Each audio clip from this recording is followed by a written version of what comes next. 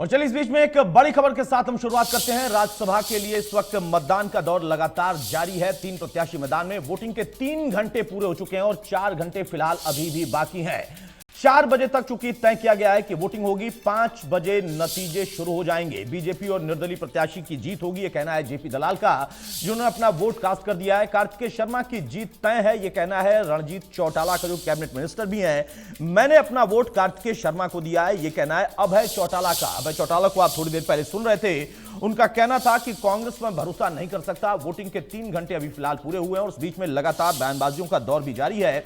4 बजे तक मतदान होना है, 5 बजे नतीजों की शुरुआत हो जाएगी। 5 बजे का समय है जब वहां पर नतीजे आएंगे। बीजेपी और निर्दलीय प्रत्याशी, इन दोनों की ही जीत होगी, यह कहना है जेपी दलाल का। कार्तिकेय शर्मा जो कि इंडिपेंडेंट कैंडिडेट हैं, वो जीतेंगे, यह कह रहे हैं रणजीत चौटाला। मैंने अपना वोट कास्ट किया है कार्तिकेय शर्मा को, यह कहा इन लोगों के विधायक अभय चौटाला ने।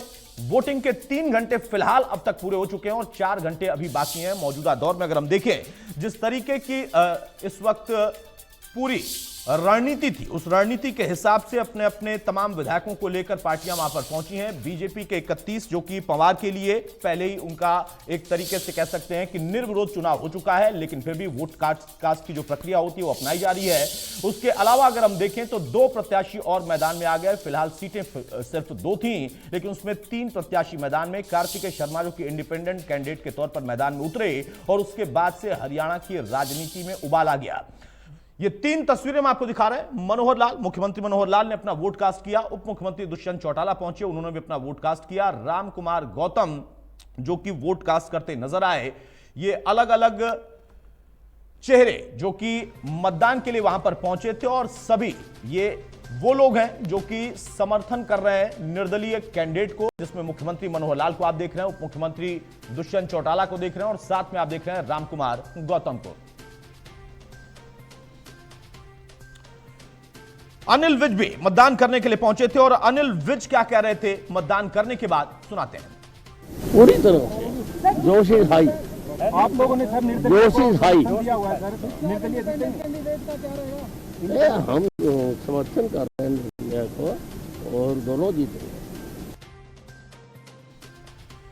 जोश इज हाई, ये कह रहे थे अनिल विज। आपने सुना, जो कि मतदान करने के लिए पहुंचे थे। और ये तस्वीर हम आपको दिखा रहे हैं। देखिए, पूरी प्रक्रिया का निर्वहन करते हुए वहां पर मतदान कक्ष में कृष्णलाल पवार को आप देख सकते हैं, कार्तिकेय शर्मा को आप देख सकते हैं और साथ में आप देखिए जो तस्वीर है, कुलदीप बिश्नोई उस वक्त वहां पर खड़े हुए थे और उसके साथ साथ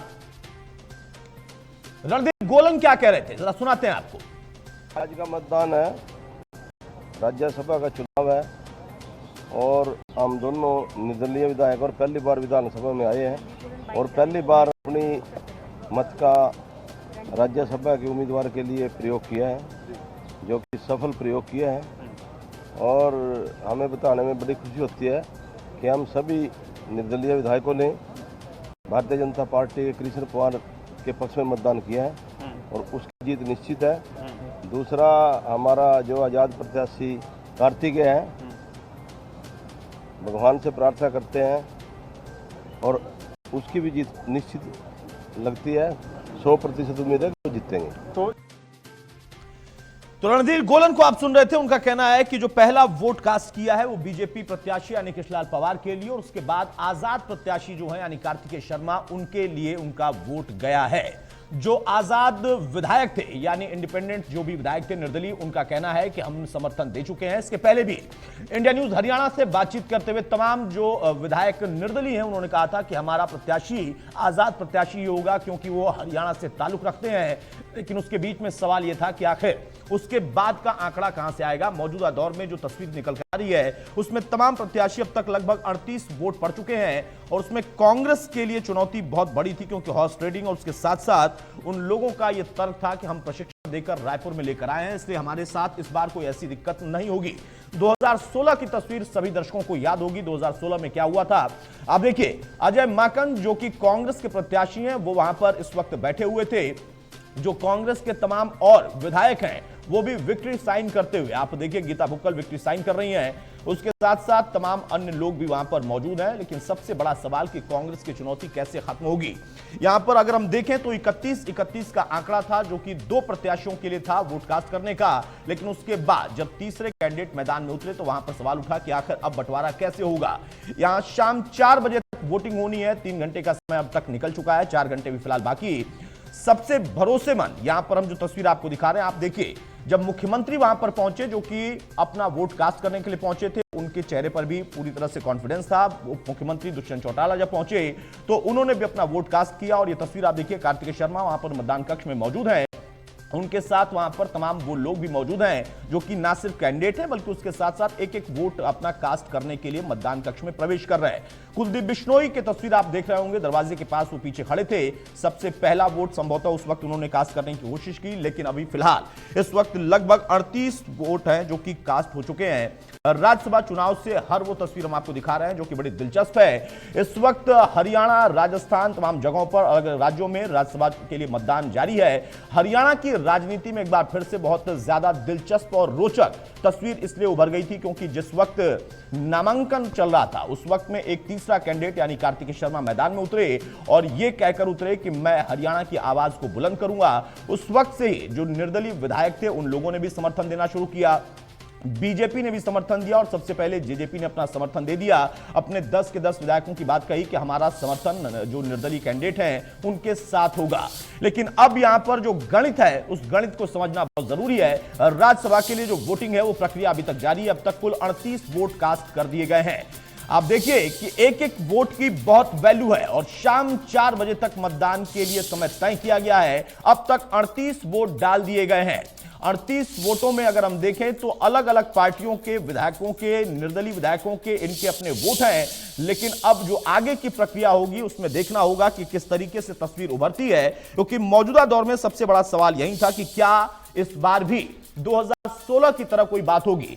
सबसे अहम था इनेलो ने जब कल शाम को अपना समर्थन दिया, उस वक्त में सीधे तौर पर अभय चौटाला ने कहा कि हमने बड़े तार्किक आधार पर यह बात रखी है।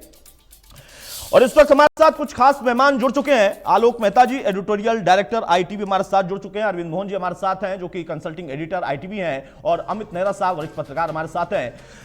आलोक सर, शुरुआत में आपसे ही कर रहा हूं। कल शाम भी हम चर्चा कर रहे थे और मौजूदा दौर में अब तक 38 वोट पड़ चुके हैं। जो शुरुआती दौर से अब तक के रुझान है या तस्वीरें हैं, इनको हम कैसे देखें, क्योंकि अलग अलग बयान आ रहे हैं। अभय चौटाला कह रहे हैं कि उम्मीद कर रहा हूं, और सबसे बड़ी बात कि उन्होंने अपना समर्थन खुलकर कल दे दिया था कार्तिकेय शर्मा को। देखिए, इसमें कोई शक नहीं है और ये रुझान हमारे लोकसभा या विधानसभा चुनाव की तरह नहीं कहे जा सकते, क्योंकि इसमें बाकायदा पार्टी के पर्यवेक्षक वहां खड़े हैं, लोगों ने अपना बनाया हुआ है। इसलिए हम चर्चा जरूर कर रहे हैं कि हमारे दर्शकों को पता रहे कि जो स्थिति पैदा हुई है कांग्रेस संकट में होने के कारण, कितना सुबह तक, मतलब आप बताइए, छत्तीसगढ़ के मुख्यमंत्री हवाई जहाज लेकर के राजीव शुक्ला जी को लेकर के उनको पहुंचना पड़ रहा है, बचाने के लिए अपने विधायकों को पकड़ना, जाल में डालना, कैसे उनको रोकना, मतलब जो भी कोशिश हो सकती है शायद वो कोशिश करने की कोशिश कर रहे हैं। पहले उनको छत्तीसगढ़ में रखा गया और अब तो कांग्रेस इतना परेशान है, इससे लगता है कि उनके सदस्यों ने भी, चाहे उनको आप रात को सपने में भी डराते रहेंगे तब भी शायद वो कहते हैं कि भाई देखो, मुझे डराइए मत, मैं जो कर सकता हूँ करूंगा, वो अलग बात है। लेकिन उन्होंने चूंकि डावाडोल स्थिति रही है और इसलिए जो जिस तरह आपने कहा अभय चौटाला हो या जेजेपा हो, और दूसरा देखिए, यदि बीजेपी ने समर्थन दिया है, ये तो माना जाना चाहिए कि एक बहुत बड़ा झटका कांग्रेस के लिए है, क्योंकि कांग्रेस ने मतलब जिस तरह से अपने कैंडिडेट खड़े किए अजय माकन जी को, और अजय माकन जी की आवाज ज्यादा नहीं सुनाई दे रही है, उनके लिए ही सब जो कोशिश हो रही है, क्योंकि वो बेचारे बेबस से हो गए, उनको पार्टी ने भेज दिया। वो राजस्थान में पूरे इतने समय पर्यवेक्षक रहे थे, वो वहीं पर यदि काम कर सकते थे और कोई भी यहाँ पर किसी को बनाया जा सकता था। लेकिन बहरहाल इस समय जैसे आपने कहा कि हम रुझानों पर न जाए, ये तो एक एक वोट ऐसा है। आप इसलिए एक उदाहरण में देता हूँ, सीपी जोशी जो मुख्यमंत्री पद के बड़े दावेदार थे उस समय में, और एक वोट से वो विधानसभा का चुनाव हार गए। तो ये तो चुनाव ऐसा है जहाँ 3 गणित से ही, जैसे कहते हैं लगभग 27-28 तो है ही, यदि 3 या 4 जो विधायक है वो कांग्रेस से अपना वोट न दे, असहमति व्यक्त कर दे, तो अंतिम 4 बजे के बाद भी आप देखिए वोट को गिनने के समय, उस समय सारी प्रक्रिया में पता चलेगा कि किसने वोट में सावधानी बरती या इच्छा न जाहिर की या नहीं किया। लेकिन हाँ, ये तय है कि कांग्रेस बहुत ही झंझावात, जिसको कहते तूफान, बारिश आने से पहले वो बादलों से और तूफान से ऐसे घिरी हुई है कि जीत और हार भले जीत की संभावना तो दूर रही, उनको अभी इतने संकट है कि एक क्षण भारी जो पड़ने वाला है वो दिखाई दे रहा है। और इनमें जो कार्तिकेय शर्मा है, उनका चूंकि एक अलग तरह का एक हमेशा व्यक्तित्व रहा है और वो एक उम्मीदवार के रूप में कि भाई जो विधायक हरियाणा के सोच ले, बाद में भी तो उनको काम पड़ेगा। आप ये देखिए कि हरियाणा में रहना, हरियाणा के भूमिपुत्र को आप यदि नहीं इनकार करेंगे तो कल 2 साल में जब चुनाव होंगे तब हरियाणा के विधायकों को मुंह दिखाना अपने इलाके में मुश्किल होगा। बिल्कुल। तो शायद ये सब अंतरात्मा की आवाज और उनकी अपनी भविष्य की देख करके लोग वोट डालने वाले। अरविंद मोहन जी, ये जो अंतरात्मा की आवाज की बात थी जिसका जिक्र आलोक जी कर रहे हैं, ये पिछले 1 हफ्ते में कई बार गूंजी, ये शब्द बार बार आया, कभी कांग्रेस के अंदर से आया, कभी दूसरे दलों की तरफ से आया। मौजूदा दौर में कुलदीप बिश्नोई का जब जिक्र हो रहा था तो वो वहां पर ये कहते हुए दिखाई दिए, या फिर लोग इस वक्त इस बयान को उठाने की कोशिश कर रहे हैं कि नहीं, उन्होंने वोट कास्ट किया है, दिखाकर किया है। ये बयानबाजी क्या दिखाती है? नहीं, देखिए, कई लोगों पे संशय था और संशय है, अभी था नहीं कहना चाहिए, संशय है कि वो कहाँ वोट देंगे। कल शाम 2 वोट बहुत साफ ढंग से कार्तिकेय शर्मा के पक्ष में आया, जिसको लेके भी संशय था, बल्कि ये भी माना जाता था कि ये इनेलोदरा का वोट जो है वो एब्सेंट हो सकता है। तो उस तरह के वोट जब क्लियर होके आए हैं तो ये सफाई दी जाएगी, लेकिन इस सफाई का कोई अब 4 घंटे के बाद कोई मतलब नहीं रह जाएगा, क्योंकि ये सफाई तो देनी ही है।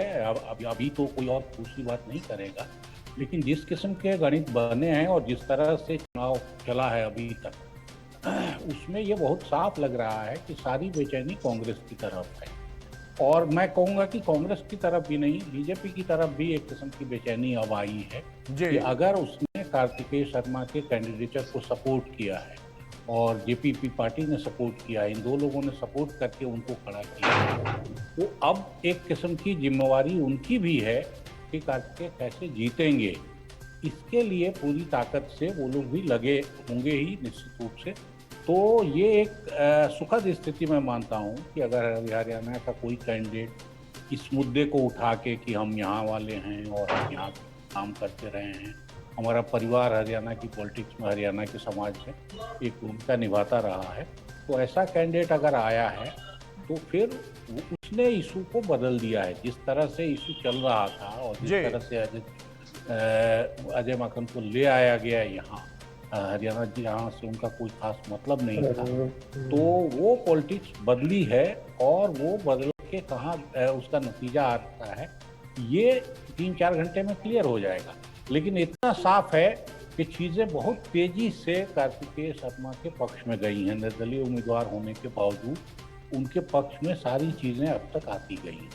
अब ये क्रूशियल 3-4 वोट हैं जिनके लिए क्या हुआ है, और 1 वोट के लिए मान लीजिए अगर कुलदीप बिश्नोई इस किस्म की सफाई दे रहे हैं तो संभव है कि हाईकमान ने उनको मनाया होगा, लेकिन अकेले कुलदीप बिश्नोई डाउटफुल नहीं है।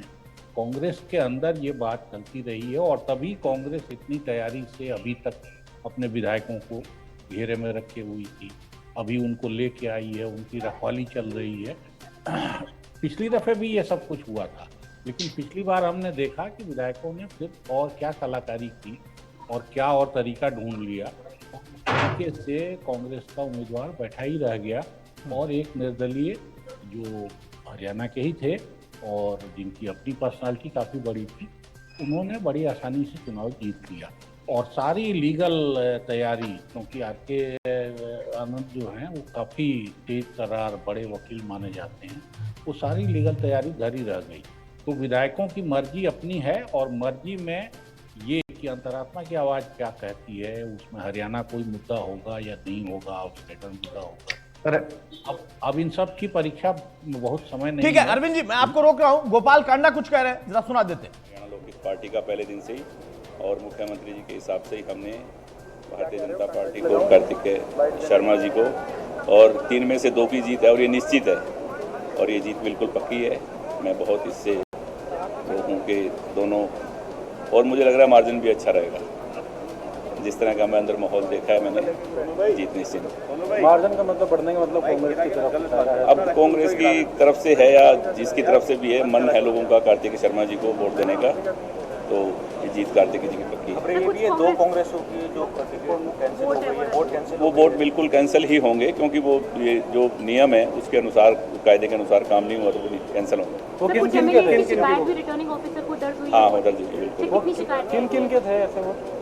2 लोगों के वोट हैं और वो सब आपके सामने आ चुका है, पर मैंने मेरा वोट जिनको समर्थन दिया हुआ सीएम साहब के हिसाब से, जिसको बोला उसको दिया है और जीत पवार साहब की, कार्तिक शर्मा की जीत निश्चित। दोनों जो वोट है वो कांग्रेस के ही हैं जो रद्द होने की उम्मीद जताई जा रही है? कांग्रेस हो गया, अब 3 भी रद्द हो सकते हैं। आज आपके रूबरू मैंने गोपाल कांडा को आप सुन रहे थे। उनका कहना है कि जो सीएम साहब के हिसाब से हमने समर्थन दिया था, यानी बीजेपी के साथ साथ निर्दलीय उम्मीदवार को उन्होंने समर्थन दिया और उसकी जीत पक्की है, ये बात कह रहे हैं गोपाल कांडा। लेकिन बड़ी दिलचस्प है अरविंद जी, मैं इस पर जानना चाहूंगा आपसे। वो कह रहे हैं कि 2 से 3 वोट रद्द होंगे कांग्रेस के, इसका क्या मतलब है? अब यही विधायकों ने क्या रास्ता निकाला है, ये अंतरात्मा की आवाज पे खुल के वोट देंगे, क्योंकि अब हरियाणा चुनाव भी बहुत दूर नहीं है, तो उस तरह से खुल के बगावत होगी, या अंदर कोई वोटिंग में चेंज किया गया है जैसा पिछली बार किया गया, एक बहुत चालाकी से इंक का बहाना बना के और वोट को बदला गया। तो क्या चीज होता है ये तो अभी देखने लायक बात है, लेकिन अंदर की खलबली ये जरूर बता रही है कि सामान्य ढंग से वोटिंग नहीं हो रही है। और अगर कार्तिकेय शर्मा ने अपनी उम्मीदवारी आखिरी मोमेंट पे की है तो वो भी काफी माहौल देख के उन्होंने की है, और अगर उनको सपोर्ट कर रही हैं हरियाणा की पार्टियां और हरियाणा के शासक दल, तो उनको भी ये लग रहा है कि इस उम्मीदवार में पोटेंशियल है। उसकी जगह बीजेपी कोई और अपना उम्मीदवार देती तो बीजेपी को मुश्किल होती, किसी भी सूरत में बीजेपी दूसरा सीट नहीं निकाल पाती। तो एक ऐसे पॉपुलर उम्मीदवार को जिसका पारिवारिक बैकग्राउंड और जिसके अपने कामकाज को लोग मानते हैं, तो उसको ले आने से ये सुविधा हो गई है बीजेपी के लिए भी कि वो कांग्रेस को पटकनी दे सकती है। ये गुंजाइश अभी है, और गोपाल कांडा जो कह रहे हैं उसमें कितनी सच्चाई है ये थोड़ी देर में सामने आ जाएगी, लेकिन कुछ ना कुछ अंदर चल रहा है काफी। बिल्कुल बिल्कुल, कुछ ना कुछ अंदर चल रहा है, ये हलचल बता रही है। अमित नेहरा जी, जो बात आलोक जी कह रहे थे, जो बात अरविंद जी कह रहे हैं, सवाल इस बात का है कि प्रशिक्षण से परिणाम कितना निकल रहा है कांग्रेस के लिए, क्योंकि गोपाल कांडा कह रहे हैं कि 2 से 3 वोट उनके रद्द हो रहे हैं। उसके साथ साथ जिस तरीके की बेचैनी दिखाई दे रही है, क्या वाकई प्रशिक्षण से कुछ लाभ होता दिख रहा है उधर, या फिर 2016 की तरह गणित कुछ और है? देखिए अतुल, मैं तो आज तक समझ नहीं पाया ये पॉलिटिकल पार्टियां जो प्रशिक्षण शिविर लगाती हैं 2, 3, 4 दिन, 1 हफ्ते, 15 दिन तक, वो क्या प्रशिक्षण देती हैं। क्योंकि अगर वोटिंग के लिए बताने के लिए प्रशिक्षण है, अगर ये 3 दिन में भी नहीं समझ पाए तो फिर आगे क्या होगा। ये बहाना है प्रशिक्षण का, क्योंकि ये इतने समझदार होते हैं विधायक जो बनता है, तो उसको पता होता है आपको करना क्या है। दिक्कत ये है कि उसको करना कैसे है। अब चीजें बड़ी विकट भी हो गई हैं, क्योंकि अब जो गाइडलाइन आई है जी कि हर पॉलिटिकल पार्टी जो है उसके विधायक को अपना वोट दिखाना होगा, और वोट दिखा के ही वो मतदान करेगा जैसे, तो उससे स्थिति थोड़ी सी बिगड़ी है। तो अब ये देखना बड़ा दिलचस्प होगा कि इसको कैसे मैनिपुलेट किया जाता है, कैसे इससे पार पाया जाएगा। हालांकि रणधीर गोलन ने, पता नहीं पैकेज में आपने सुनाया नहीं सुनाया, मैं थोड़ा सा लेट जुड़ा था, तो रणधीर गोलन ने कहा कि कांग्रेस के एक विधायक का वोट रद्द हो गया है। बिल्कुल बिल्कुल। तो ये भी जानना दिलचस्प है मुझे, हालांकि नहीं पता चला है कि वो रद्द हुआ कैसे है, किस वजह से रद्द हुआ है, या कैसे रद्द करवाया गया है। तो आगामी जो 4 घंटे हैं वो देखना पड़ेगा कि ये रद्द कैसे होते हैं वोट, और परिणाम क्या होगा। अभी थोड़ा सा बेमानी है अभी कहना, 38 वोट पड़े हैं, तो अभी तेल देखो तेल की धार देखो, अभी तो उसी पे चलना। लेकिन नेहरा साहब, तेल देखो तेल की धार देखो, ठीक है, लेकिन जो अभय चौटाला कह रहे हैं खुलकर, उन्होंने कल प्रेस कॉन्फ्रेंस की थी तब भी बड़ी बात कही थी कांग्रेस के लिए, आज भी वो बड़ी बात कर रहे हैं कांग्रेस के लिए। ये कॉन्फिडेंस क्या दिखा रहा है? क्योंकि जब एक निर्दलीय कैंडिडेट मैदान में उतरे, उसके बाद जेजेपी ने फौरन समर्थन किया, बीजेपी ने खुद समर्थन किया, सीएम साहब ने आकर अपनी बात रखी और फिर धीरे धीरे निर्दलीय उम्मीदवार भी लगातार सामने आते रहे। एक दो वोट ऐसे थे जिसको लेकर संशय बरकरार था, वो चाहे कांग्रेस की बात कर ले या फिर निर्दलीय प्रत्याशियों की बात, विधायकों की बात कर ले या फिर इनेलो का रुख क्या होगा। जब उन्होंने अपना रुख स्पष्ट किया उसके बाद से किस तरीके की गणित कांग्रेस के लिए बिगड़ सकती है? देखिए अतुल, अगर बात अभय चौटाला की है तो बेशक इनेलो का एक ही विधायक अपना विधानसभा में है, लेकिन वो कईयों पे भारी है। आप मेरी बात समझे? जब अभय चौटाला विधानसभा में बोलते हैं तो उनकी बात में वजन होता है और सब उनको दत्तचित होके सुनते हैं और उनका इतना रुआब भी है कि वो किसी को भी धमका भी सकते हैं, चाहे सत्ता पक्ष हो, चाहे कांग्रेस का हो या कोई और विधायक हो। तो एक उनका थोड़ा सा बात में वजन है, तो उनका सार्वजनिक रूप से बयान देके समर्थन करना तो एक इससे निश्चित तौर पे कार्तिकेय शर्मा को बढ़त मिलेगी। और दूसरी बात क्या है कि कांग्रेस ने भी थोड़ा सा इसमें गच्चा खाया है पूरी रणनीति में। कांग्रेस चाहती तो ये भी कह सकती थी कि बेशक निर्दलीय हो, हम पहला तो अपने खुद का बनाएंगे और मौका देखा तो हम कार्तिकेय शर्मा को भी हम बना सकते हैं, अपना समर्थन दे सकते हैं, क्योंकि विनोद शर्मा लगातार हमारे साथ जुड़े रहे हैं 40 साल तक। तो इस तरह की चीजें हो सकती थी, लेकिन राजनीति है ये, तो समय स्थान के अनुसार बदलती रहती है। देखते हैं कांग्रेस का रुख इसमें क्या रहेगा आखिर तक।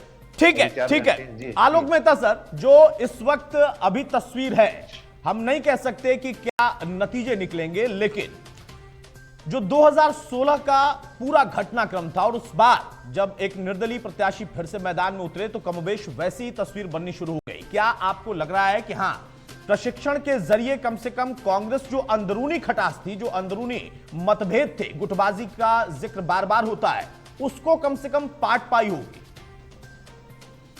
ये मैंने जैसा कहा कि उन्होंने तो मोबाइल भी सबके जब्त करके रखे थे और इसलिए देखिए, जब अविश्वास किया जाता है, आप चाहे परिवार में हो, चाहे आप समाज में हो, कंपनी में हो, पार्टी में हो, अविश्वास करने से और भी ज्यादा नाराजगी अंदर से झलकती है। हमारे यहाँ मतलब परंपरा है सामने वाले का सम्मान करना, विरोधी नेता का भी सम्मान किया जाता है। बिल्कुल। तो उनको रखा गया प्रशिक्षण के नाम पर, लेकिन जो उनके अंदर का दुख दर्द है और यदि उन्होंने पहले से, और ऐसा नहीं, मैं नहीं मानता कि कार्तिकेय शर्मा जी या जो उनके भी सलाहकार जो भी रहे हैं, परिवार के सदस्य भी रहे हैं, वो कोई मतलब रात को नींद खुली और अचानक जाकर के वहाँ कर लिया, ऐसा मैं नहीं मानता। मेरा मानना है कि ठीक है, एक स्ट्रेटेजी के तहत होता है। कई बार माधवराव सिंधिया जब जाकर के अटल बिहारी वाजपेयी के सामने खड़े हो गए, सिंधिया परिवार से इतने संबंध थे, अटल जी के लिए कितनी मुसीबत आ गई। तो इसलिए ये कहना, और उसमें भी कई लोग इस तरह से, जो जनता में भी ये भावना थी अटल जी के प्रति पूरा प्यार था, लेकिन सिंधिया जी जीत गए। तो मेरा ऐसा मानना है कि यदि कांग्रेस के प्रति लॉयल्टी होते हुए भी, जैसा आपने कहा, मान लो एक का वोट अभी रद्द होने की जो सूचना है, कुछ हो, लेकिन ये सही है कि इस तरह से ये तो तरीका है ही कि आप चाहे मुझे धक्का दे करके भी कहेंगे तो उसके बाद में ऐसी मेरे हाथ से कुछ कलम हिल गया, कोई चाहे आप कैमरा है, आप यदि मुझे नहीं दिखाना चाहे तो हटा कहिए कि अचानक वो कैमरा हिल गया था, नहीं दिखाई दिया, या हमारे यहाँ बिजली फेल हो गई है। तो ये तरीके सब जो समझदार नेता हैं, विधायक हैं, और आज तो पंचायत का स्टूडेंट लीडर भी बहुत योग्य काबिल हो गया है, इसलिए ये बड़ी हास्यास्पद है कि राहुल गांधी जी को अपनी पार्टी को प्रशिक्षण ले लें कि पार्टी कैसे सेवा दल चलता है। उन्होंने तो कोई प्रशिक्षण लिया नहीं, खुद वो दूसरों को प्रशिक्षण देने के लिए भेजते रहते हैं, और जो शायद उनसे कई गुना ज्यादा समझदार है। तो इसलिए वो ये जान, क्या आप देखिए, दबाव की राजनीति से अच्छे लोग पराजित हो जाते हैं, और ऐसी स्थिति में ये खतरा बना हुआ है। अब ये ठीक है कि जैसा मैंने कहा कि छत्तीसगढ़ में खदानें हैं, उसका कोई ऐसा खदान से हीरा मोती निकाल करके तो संतुष्ट किया गया हो, कैसे उनको बता दिया गया हो कि भाई आपका सारा जीवन पर्यंत आपके लिए पूरा सुरक्षित कर दिया गया है, आप नहीं 10 पीढ़ी तक आप खाते रहेंगे, ऐसा मन में विश्वास हो, किसी तरह से विश्वास दिला दिया हो, तो उसमें सारे लोग भटक जाए ऐसा हो। लेकिन मुझे नहीं लगता कि छत्तीसगढ़ जो बघेल साहब की तो खुद के सिर पे तलवार लटकी हुई है। बिल्कुल बिल्कुल। इतना काम इसीलिए कर रहे हैं कि उस सिंहदेव कहीं फिर से पार्टी छोड़ के चले जाए या मुख्यमंत्री बन जाए। तो जो आदमी खुद अधर में लटका है वो कितना प्रशिक्षण दे रहा होगा, मतलब उनका पूरा सम्मान है, मुख्यमंत्री हैं, उनको पार्टी ने कहा तो जितनी सेवा कर सकते हैं खातिर नाच गाना दिखा दे, खाना खिला दे, वो सब किया गया। प्रेसिडेंट जो तो खाली ड्रामा था जो हमारे आपके टेलीविजन के लिए कहा गया। भाई हम चुनाव आयोग को कहना होगा कि भाई देखिए हमने तो ये किया, जैसे खर्च दिखाते हैं, हमने तो 1,000 रुपया खर्च किया, चाहे 10 करोड़ कर दे। सत्येंद्र जैन कह रहे मैं पड़ोसी मेरे रिश्तेदारों के घर में मिला है, भाई कोई पैसा अपने घर में थोड़ी रखता है। इसी तरह से ये सब जो कहा जाता है कि उनको कुछ दिया नहीं गया या लिया नहीं गया या डराया नहीं गया, तो वो सामने दिखा करके, कैमरे पर दिखा करके न लिया जाता है, दिया जाता है, डराया जाता है। ठीक है अरविंद मोहन जी, जब नामांकन किया कार्तिकेय शर्मा ने, उसके बाद प्रेस कॉन्फ्रेंस में उन्होंने कहा कि मैं सबसे अपील कर रहा हूं, मैं सबसे खुले दिल से अपील कर रहा हूं, मैं राजनीति में इसलिए प्रवेश कर रहा हूं क्योंकि मुझे लगता है कि हां अब यह मौका है जब हम हरियाणा की आवाज को बुलंद कर सकते हैं, क्योंकि कांग्रेस ने जो कैंडिडेट उतारा उनका हरियाणा से कोई लेना देना नहीं। ये सवाल बार बार उठा, आप लोग बड़े अनुभवी लोग हैं, एक दौर था जब ये तय किया गया था कि नहीं जिस राज्य का चुनाव है तो वहीं से कैंडिडेट रहे, लेकिन फिर भी वो चीजें नहीं हो पाई। लेकिन आज जब ये फैक्टर उठाया गया, इसका कितना प्रभाव पड़ता हुआ आपको खुद महसूस हो रहा है? नहीं, प्रभाव पड़ा है तभी कैंडिडेट इस मजबूती से ऊपर आ गया। अगर ये फैक्टर नहीं होता तो फिर ये लड़ाई कुछ थी नहीं, क्योंकि कांग्रेस की गिनती पूरी है, कांग्रेस की गिनती तो कोई कम नहीं है, बीजेपी की गिनती थोड़ी ज्यादा है, लेकिन 31 वोट की गिनती अगर चाहिए तो कांग्रेस को 31 वोट थे। संकट इसीलिए आया है कि कांग्रेस ने राज्य से बाहर का उम्मीदवार और ऐसा उम्मीदवार जिसका हरियाणा से कोई मतलब नहीं है वो उतारा, और विपक्ष ने या कार्तिकेय शर्मा ने खुद मौका देख के अपना दावा पेश किया। और जिस किस्म से वोटिंग बदल रही है, कल शाम तक लोग खुल के बोल रहे थे, आज वोट दे रहे हैं, आज फिर ये दावा शुरू हो गया कि कांग्रेस का एक वोट रद्द हो गया है। तो ये 2-3 वोट का खेल है, और अगर 2-3 वोट में कोई ऊपर नीचे हुआ तो मेरे हिसाब से फिर सेकंड जो प्रेफरेंस है वो काफी महत्वपूर्ण हो जाएगा। बिल्कुल बिल्कुल। और उस गिनती में कार्तिकेय का फिर कोई जवाब नहीं है, क्योंकि उनके लिए ऑब्वियसली सेकंड प्रेफरेंस का वोट काफी पड़ा हुआ है। तो जैसे ही बात पहले प्रेफरेंस से नीचे खिसकती है, चाहे किसी का वोट रद्द होने से हो, किसी का पाला बदलने से हो, तो फिर जीत हार का कोई माने हमारी गिनती का भी कोई मतलब नहीं, क्योंकि फिर तो जीत तय ही है, क्योंकि सेकंड प्रेफरेंस में तो कोई झमेला ही नहीं है, क्योंकि वो तो आना ही आना है। तो इसलिए ये गणित अब बहुत थोड़े से लोगों पे टिका हुआ है, और अगर ये दावा अभी से शुरू हो गया कि कांग्रेस के किसी का वोट रद्द हो गया, तो मेरे ख्याल ये 2-3 वोट का और खेल है, 2 का वोट का और खेल है, उसके बाद से नतीजे क्लियर हैं। तो और ये कांग्रेस के लिए बड़ा झटका होगा, और इंडिविजुअली कार्तिकेय शर्मा पॉलिटिक्स में लॉन्च होके हरियाणा के लिए कुछ करें या करेंगे, ये एक मसला है, और जो करना था वो करते भी रहे हैं, ऐसा नहीं है कि नहीं करते रहे। लेकिन फिर ये बीजेपी के लिए, क्योंकि चुनाव हरियाणा में फिर तुरंत होने हैं, अभी राष्ट्रपति का चुनाव भी है और विधानसभा चुनाव के नए इक्वेशन इसके बाद निकलने शुरू, क्योंकि ये चुनाव सिर्फ राज्यसभा का चुनाव नहीं है। आप देख रहे हैं किस किस्म से ध्रुवीकरण अभी से कौन किस तरफ जा रहा है, कौन किस तरफ आ रहा है, ये और चुनाव को बहुत दूर नहीं है। अरविंद जी 1 मिनट में रोक रहा हूं आपको, रणजीत चौटाला कुछ कह रहे हैं, जरा अपने दर्शकों को सुनाते हैं। एमएलए हैं, इलेक्टेड रिप्रेजेंटेटिव है, हर आदमी को अपना वोट देने का अधिकार है, और बहुत सोच समझ के देते हैं। वो बड़ा नर्वस टाइम होता है, मैं भी गया तो आदमी देखता है गलत ना हो जाए, सही वोट पड़े। मैं ये समझता हूँ अच्छी इंडिकेशन आ रही है। जैसे कुलदीप बिश्नोई का खुला ये कहना कि मैं वोट कांग्रेस को नहीं दूंगा और कार्तिक शर्मा को वोट देना, इससे कांग्रेस में एक डिमोरलाइजेशन आई है। एक आधे वोट पे ऑब्जेक्शन हुआ, बत्रा साहब के वोट पे हुआ, तो कुछ इस तरीके का लग रहा है कि मुझे लग रहा है कांग्रेस में कुछ लोग या वोट इनवैलिड करें या वोट हमें दें, कार्तिक शर्मा को दे सकते हैं, हमारा एक वोट भी इधर उधर नहीं जाएगा। ये बात ठीक है कि उनकी संख्या 31 थी, पर 31 तो पिछली बार भी थी, पिछली बार भी टूटी है। मेरा अपना मानना है कि हमारे दोनों कैंडिडेट जीतेंगे, बीजेपी का जो ऑफिशियल कैंडिडेट है वो भी, और कार्तिक शर्मा, दोनों सीट हमारी निकली। और बेबी बत्रा के अलावा कोई और वोट भी कैंसिल है, किरण चौधरी के वोट की भी बात जानकारी है? देखिए, वो अपनी बात तो वो कहेंगे, मैं उनकी बात नहीं कह सकता, पर मुझे जो इंडिकेशन है, जो हम लोगों की जो बातचीत हो रही है, उसमें लग रहा है कि कई वोट हो सकता है कि 2 से 3 वोट कैंसिल हो। सर अभी हो सकते हैं, अभी तो सिर्फ शिकायत मात्र दर्ज करवाई होगी। नहीं, अभी तो वोट पड़ रहे हैं ना जी। हाँ। एक अंदाजा होता है, हमारे मित्र मिलते जुलते रहते हैं, आपस में बातचीत होती है, वो कन्वर्सेशन बात नहीं बताई जाती, ना हमें बतानी चाहिए, बाद में भी नहीं बताई। सर, बलराज कुंडू के वोट न करने से क्या समीकरण बन रहा है, किसको फायदा मिल सकता है? देखिए, बलराज कुंडू समझदार आदमी है, उन्हें अपने हल्के के हालात देखना है, काफ़ी ऐसी बातें देखी उन्होंने अपना करा था। मैं तो ये चाह रहा था कि हमें ही वोट देते, इंडिपेंडेंट जीत के आए थे, उन्हें वोट हमें देना चाहिए था, पर उन्होंने अपने हालात देख के अपने फैसले करे। मैं उनके फैसले पे कुछ नहीं कहूँगा, पर हम अपना ही कहेंगे कि हमारी सीटें दोनों निकली है। मैं आज से मीडिया से आज कह के जा रहा हूँ, कार्तिकेय शर्मा को वोट दिया या कृष्णलाल पवार को दिया? मैंने अपना वोट बीजेपी को दिया है, हमारा आपस का फैसला था।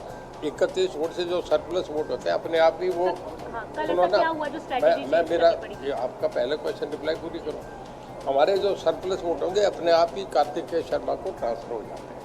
सर, जब सरकार आई थी, आप निर्दलीय जो तमाम विधायक हैं उनका प्रतिनिधित्व कर रहे थे, घर पे जो है लंच और डिनर भी देखने के लिए मिले थे। अब बलराज कुंडू का ये फैसला, और क्योंकि उन्होंने आपको अपना नेता भी उस वक्त मान लिया था, क्या कोई, क्योंकि अभी वक्त है वोटिंग को लेकर के, 4 बजे तक का वक्त है, कोई मुलाकात, कोई बातचीत, उन्होंने जो मीडिया से कह दिया उसके ऊपर तो मैं नहीं कह सकता कोई बात। जब उन्होंने कह दी एक बात, मैं भी देख रहा था, अंदर टीवी पे आ रहा था कि मैं किसी को वोट नहीं दूंगा, अपना वो हमारे एक सदस्य हैं, सम्मानित सदस्य हैं, उन्होंने जो कहा उनकी बात को मैं कंट्राडिक्ट नहीं कर सकता, उन्होंने अपना फैसला किया। कुलदीप बिश्नोई एक बड़े राजनीतिक परिवार से रहे, भजनलाल के बेटे, और आज वो अंतरात्मा की बात कहकर, जिसे आपने कहा कि वो कांग्रेस को वोट ना देने की बात कह रहे हैं, किस तरफ देखते हैं उनकी राजनीति? उन्होंने आज एक ट्वीट भी किया था। देखो, वो बढ़िया आदमी है, स्वाभिमानी आदमी है, उसने उन्हें कई बार मौका दिया कि मैं जो भजनलाल का बेटा हूँ, मुझे आप मेरी पोजीशन पे रखो, जब उस पर नहीं रखा तो बार बगावत करके आगे। ठीक है, रणजीत चौटाला को आप सुन रहे थे। रणजीत चौटाला ने बड़ी बात कही, उनका कहना है कि फर्स्ट प्रेफरेंस बीजेपी के लिए है, लेकिन उसके बाद जो सरप्लस है वो निर्दलीय कैंडिडेट के लिए है, नहीं कार्तिकेय शर्मा के लिए। अरविंद जी, अपनी बात आप पूरी करें, उसके बाद मैं अमित नेहरा जी के पास जाऊंगा। यहां पर अच्छे इंडिकेशन का जिक्र कर रहे हैं, और साथ में कि 2 से 3 वोट कांग्रेस के रद्द होंगे। ये समीकरण क्या होगा? अगर रद्द होते हैं तो उसका मतलब क्या होगा? दर्शकों को जरा ये समझाएं। नहीं, देखिए, अगर दोनों बराबरी पे आ जाते हैं तब तो सेकंड प्रेफरेंस का मामला बहुत क्लियर है। मेरे ख्याल एक आध वोट कम भी होता है तब भी सेकंड प्रेफरेंस का वोट काउंट होगा, अगर 31 किसी का नहीं होता है तब जी। और वैसी सूरत भी एडवांटेज की पोजीशन देगी कार्तिकेय शर्मा। तो इसलिए 2-3 वोट क्रूशियल हैं। वो पाला इस तरफ बदलते हैं या चुप रह जाते हैं या क्या करते हैं, ये अभी देखने की बात होगी। और अगर एक की बात शुरू हो गई है कि एक वोट रद्द हो गया है, तो मेरे ख्याल ये कोई नया रास्ता विधायकों ने चुना है। सारी ट्रेनिंग के बावजूद, सारी ट्रेनिंग जो कांग्रेस ने दी है उसके बावजूद उन्होंने कोई नया तरीका चुना है। वो नया तरीका क्या और किस तरह का है, ये नतीजे आने पे ही समझ में आए। जी हां, जो बात कह रहे हैं अरविंद मोहन जी, देखिए, नया रास्ता अगर चुना है तो वो रास्ता क्या होगा? हर आदमी को वोट देने का अधिकार है, ये रणजीत सिंह चौटाला कह रहे हैं, लेकिन उनका यह भी कहना था कि वाइब्स अच्छी आ रही हैं, इंडिकेशंस अच्छे आ रहे हैं। एक भी वोट हमारा इधर से उधर नहीं है, जो बीजेपी के लिए वोट था वो तो है ही इंटैक्ट, और सेकंड प्रेफरेंस कार्तिकेय शर्मा के लिए, यह बात भी रणजीत सिंह चौटाला ने कहा। और बड़ी बात कही है कि कांग्रेस के 2 से 3 वोट रद्द हो रहे हैं। ये लाइन लगातार निकल कर आ रही है, शुरुआत हुई कुलदीप बिश्नोई से, उसके बाद लगातार इसका जिक्र होना शुरू हो गया। बहुत जल्दी से अमित नेहरा साहब, इसी पर मैं आपसे सवाल ले रहा हूं, ये जो बात कही जा रही है कि 2 से 3 वोट रद्द हो सकते हैं, उसका क्या परिणाम होगा, तो अरविंद मोहन जी ने समझाया, लेकिन फिर प्रशिक्षण किस काम आया? और अब सवाल यहां पर यह है कि क्या 2016 में जिस तरीके से हुड्डा साहब ने आके कह दिया कि भाई मैं बोल के आया था, मैं तो वोट नहीं करूंगा, उसके बाद सुरजेवाला अपना वोट खुद निरस्त करा देते हैं और फिर स्याही कांड, क्या इस बार कोई नया रास्ता है? देखिए अतुल, सीधी सी बात ये है, ये प्रशिक्षण शिविर नहीं कह सकते, ये रूठने मनाने का शिविर कहा जा सकता है उसको। कोशिश तो की होगी इन्होंने, रूठने मनाने या सिर्फ मनाने का शिविर? दोनों ही बात है। कोई और भी ज्यादा रूठा होगा, भाई आप ज्यादा स्टेक कैसे ले सकते हैं, प्रेफरेंस और ज्यादा कैसे आपको मिल सकती है। कोई मौका पड़ा होता है जब ये होता है कि अगला सामने वाली पार्टी जो दबाव में है, सामने वाला प्रतिद्वंदी, तो उससे कैसे ज्यादा निकलवाना चाहिए। तो इस तरह की चीजें होती है, बहुत सारी चीजें होती है इसमें। तो बात ये है कि अब रद्द जो हुआ है वो कैसे हुआ है, ये अभी तक मैं तो समझ नहीं पाया हूँ कैसे हो रहे हैं रद्द। अच्छा, सबसे बड़ी बात ये है, एक इशू आया है कि अनुपस्थित रहना, जैसे बलराज कुंडू अनुपस्थित रहेंगे, उन्होंने ऐसा कहा है या रद्द होते हैं, जो इस तरह की चीजें होती हैं। तो आज सुबह मैं जो एक कैलकुलेशन निकाल रहा था, हालांकि बड़ी टफ है ये कैलकुलेशन, जो first preference second preference exact हम नहीं बता सकते, लेकिन ये है बिल्कुल। लेकिन इसका मोटा मोटा मैं दर्शकों को ये बताना चाहूंगा, अगर मान लिया सारे के सारे वोट डालते हैं विधायक हमारे हरियाणा के, तो उनके एक वोट की कीमत जो है वो लगभग 3000 के आसपास वैल्यू बनेगी उसकी।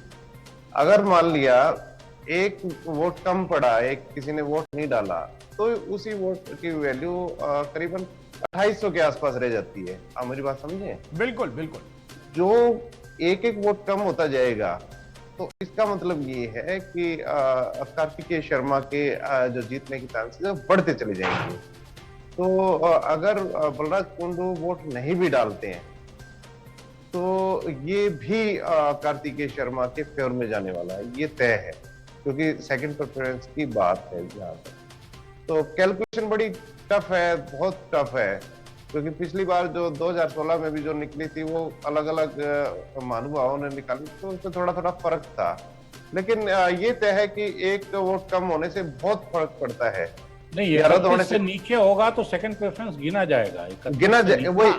वही तो अगर वो नहीं डालते हैं, मान लिया बलराज कुंडू नहीं डालते हैं और ये रद्द होते हैं, तो बहुत सारी चीजें हो जाएंगी, तो उसका फायदा कार्तिकेय शर्मा को निश्चित तौर पे मिलेगा।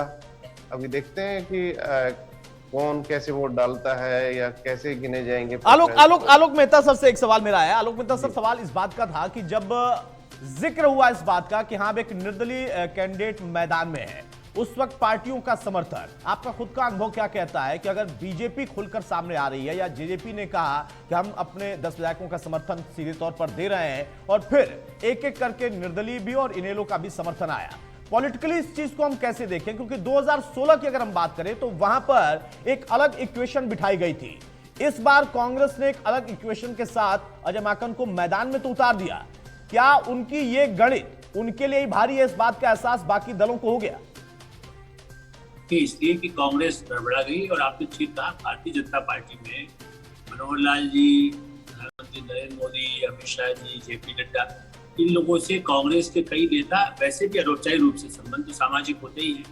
गुलाम नबी आजाद ने, उनका नाम भी जो दिया गया था इसीलिए भूपेंद्र हुड्डा ने कि यदि जीत सुनिश्चित करना है तो चलिए, आजाद जी को शायद गुलाम नबी आजाद होते तो हो सकता है कार्तिकेय जी खुद भी उम्मीदवार नहीं करते, हो सकता है सोचते कि चलिए कांग्रेस में इसी मुद्दे पर एक बड़ी राय होकर के देश के लिए एक ऐसा पुराना नेता है जो संबंध है, हम अभी अगली बार हम हो सकते हैं। लेकिन गड़बड़ क्या हुई, ना हुड्डा जी की सिफारिशों पे आनंद शर्मा का नाम दिया गया था, वो भी नहीं माना, एक आध और नाम भी दिया गया, लेकिन प्रमुख नाम ऐसे थे जो दिए गए। तो बीजेपी को ये अंदाज हो गया कि भाई पार्टी में बेचैनी है। वो लोग भी जो गुलाम नबी आजाद को पसंद करते थे, जो हरियाणा में कभी वो गए, भाषण दिए, लोगों से मिलते रहे अपने व्यवहार से, जो लोगों के अच्छे संबंध जिनके रहे हरियाणा में, मान लीजिए खुद जैसा कल भी हम चर्चा कर रहे थे, भूपेंद्र हुड्डा है, वो पहले पार्टी के लिए काम करते रहे, यदि वहाँ के होते तो भी टक्कर और ज्यादा कठिन हो जाती। सुरजेवाला जी के लिए मुसीबत थी, ये तो है ही।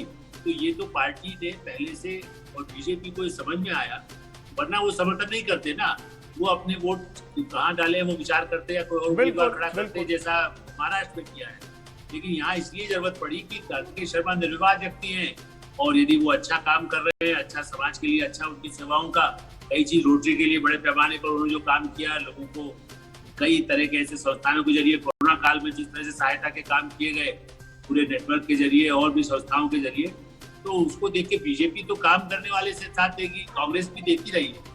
लेकिन कांग्रेस तो अब ये देखती है कि कौन हमारा गणित फिट करे। हम खाली खेल में कैसे बेईमानी से साम दाम दंड भेद भी छोड़िए, वो तो कहते हैं किसी भी कीमत पर हमें अहंकार के साथ जमाना है, वो कोशिश करती है, इसलिए वो फंस गई। ठीक है अरविंद मोहन जी, इसी सवाल को मैं आगे बढ़ाऊंगा जो बात आलोक मेहता सर कह रहे हैं। यहां अगर हम देखें तो एक शीर्ष नेतृत्व है कांग्रेस का, दूसरा प्रदेश का, और वहां पर खींचतान बहुत ज्यादा लंबे समय से दिखाई दे रही थी। एक अपने व्यक्ति को लाना चाहते हैं, दूसरा कहते हैं कि नहीं मैं इसको भेज रहा हूं, इसको आप आगे बढ़ाइए। ये बात क्या फिर से वही तस्वीर दिखाएगी? हुड्डा साहब की भूमिका वैसी ही नजर आएगी जैसी 2016 में हुई? उन्होंने बड़े आराम से खारिज कर दिया कि नहीं मैंने तो पहले ही कह दिया था, मैं नहीं दूंगा वो। देखिए, कांग्रेस में और खासतौर से हरियाणा कांग्रेस में काफी ज्यादा गुटबंदी है और गुटबंदी की अपनी अपनी वजह हैं बहुत साफ। कांग्रेस लीडरशिप की कुछ जिद है जो, और अब हर चुनाव जीतने के बाद एक तरह का पछतावा होता है कि काश ऐसा कर लिए होते। और एक बड़ी जिद हरियाणा के मामले में ही नहीं, मैं मानता हूं कि कई राज्यों के मामले में ये था कि दलित को अध्यक्ष रखें, और हरियाणा में ये प्रयोग काफी लंबा हुआ, कई राज्यों में भी ये हुआ। उससे बहुत वोट का फर्क पड़ा हो। जब बीएसपी का इमरजेंस हुआ तो कांग्रेस ने एक तरह से ये अपनी रणनीति बनाई, लेकिन उससे कहीं कोई बहुत फर्क पड़ा हो मुझे नहीं लगता। कहीं दलित वोट इसलिए पोलराइज होकर कांग्रेस के हक में आ गए हों, बल्कि अब तो जो वोटिंग का पैटर्न बार बार दिखाई दे रहा है वो ये है कि फ्रिंज के ऐसे सारे वोट ज़्यादातर बड़ी संख्या में बीजेपी को जा रहे हैं, जो पहले दलितों की पार्टी नहीं मानी जाती थी। दलित, आदिवासी, इस किस्म का ओबीसी, अति पिछड़ा खास तौर से, औरतों की वोटिंग, ये सब फ्रिंज में आप अगर गिनना चाहें तो सिर्फ मुसलमानों को छोड़ के मुझे लगता है बाकी सारा वोट बीजेपी को बड़ी संख्या में जाने लगा है। बिल्कुल बिल्कुल। कांग्रेस को ये सोचना चाहिए कि वो जो रणनीति, तो हरियाणा में भी जिद के चलते काफी सारी चीजें हुई हैं और हर बड़े नेता ने एक आध अपना चेला रख लिया है। एक जमाने में ये माना जाता था कि ये जो तीनों लाल थे हरियाणा के, वो जगजीवन राम और इंदिरा गांधी और इन सब के लव महिला अबू का कार्टून बहुत नामी है कि तीनों नेता अपने साथ एक इस किस्म का चेला रखे हुए हैं। मुझे लगता है कि आज भी यही हो रहा है कि कांग्रेस ने हरियाणा में हर खेमे को अपना अपना एक बना लिया है और उसको हरियाणा के लोग क्या चाहते हैं, हरियाणा के मतदाता क्या चाहते हैं, हरियाणा की पॉलिटिक्स को क्या सूट करेगा, इसका ख्याल रखे बगैर सब अपने अपने शिष्यों को ही आगे बढ़ाने में लगे हुए हैं। और उसने काफ़ी चौपट किया है। जिनका जनाधार है उनको भी तकलीफ हुई है, और बिना जनाधार जो बन गया, जो कई बार चुनाव लड़के एक भी चुनाव नहीं जीता, मैं नाम लेना नहीं चाहता, वो अध्यक्ष, प्रदेश अध्यक्ष भी रहा यूथ कांग्रेस का अध्यक्ष, लेकिन उसको एक बार भी चुनाव में जीत नहीं। तो इस किस्म के लोग बढ़ाने से मुझे लगता है कि कुल मिला के नुकसान ही हुआ है।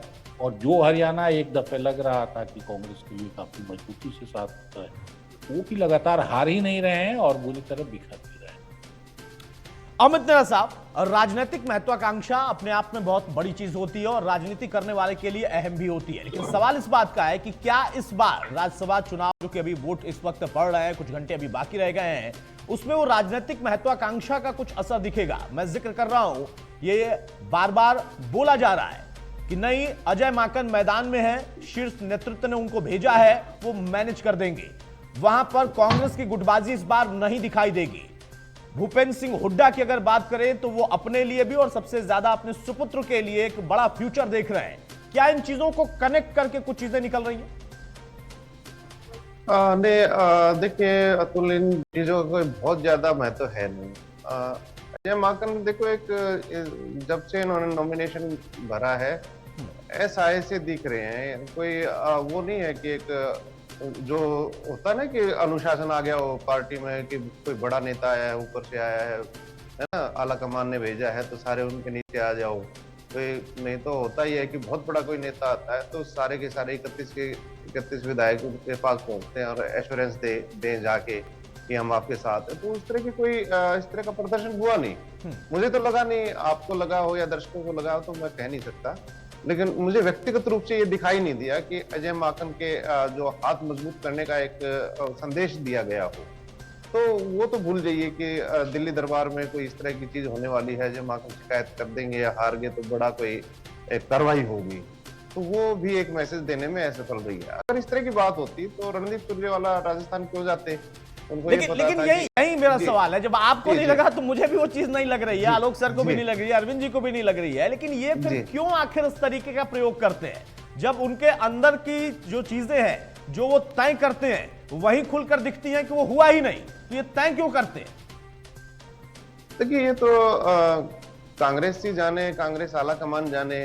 हालांकि इसी तरह की जो चीजें हुई है उसी से कांग्रेस कमजोर हुई है, मुझे लगता है। ठीक है ना, जो एक दूरदर्शी सोच होती है वो उसकी कमी है।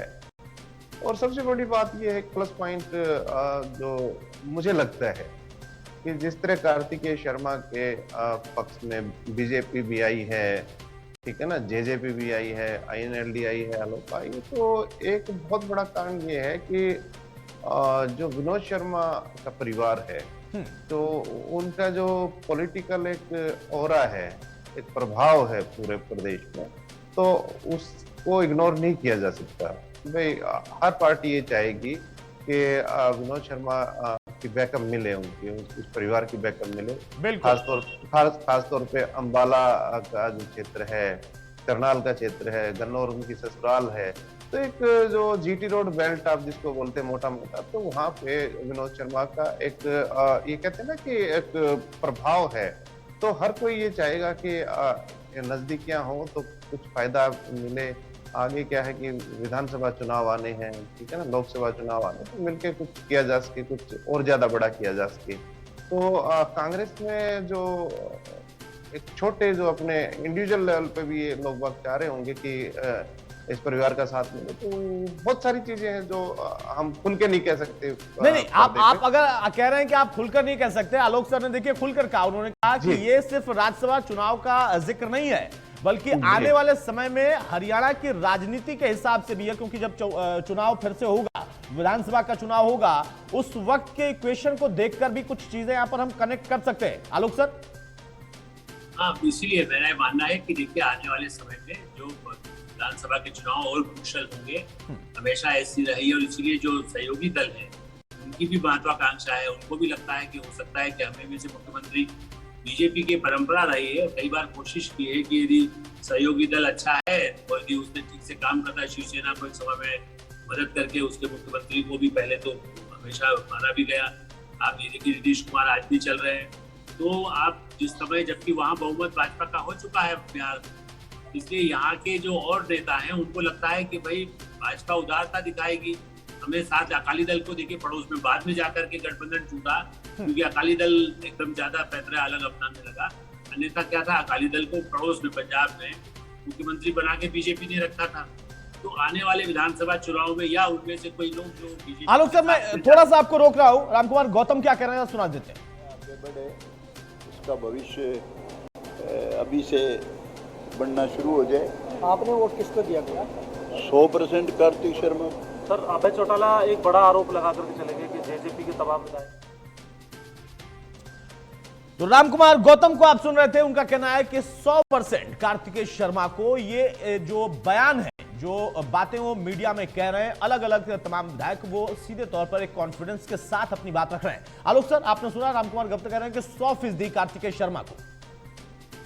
देखिए, इसीलिए जो लोग सक्रिय हैं और वहाँ पर काम कर रहे हैं विधायक, आपस में भी उन लोगों से भी बातचीत का होती है, इसलिए यही आप देखिए चावल का दाना कितना पक रहा है।